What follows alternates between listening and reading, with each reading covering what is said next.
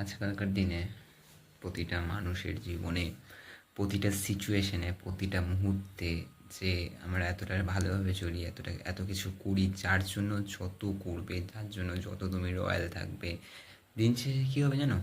দিন শেষে বা কয়েক মাস পর, কয়েক বছর পর কি সেই মানুষটা দেখবে তোমার প্রতি এতটাই কমতি করবে, তোমার কাছে এতটাই বিরক্ত হবে যে তোমাকে তার ভালো লাগে না।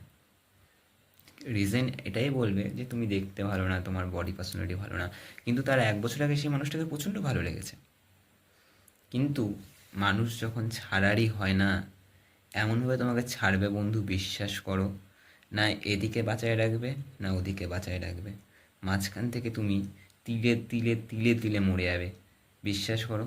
ওই জন্য একটা কথা বলি, যে থাকার সে হাজারও থাকবে, যে থাকার সে হাজারও থাকবে, যে না থাকার সে হাজার অজুহাত দেখাবে, যে না থাকার সে হাজার অজুহাত দেখাবে। তুমি তো নয় আমার আপন ছিলে না, তুমি অন্য কারো আপন হয়ে থাকো, আমি দূর থেকে তোমার আপনতাই আমি আপন হয়ে থাকবো।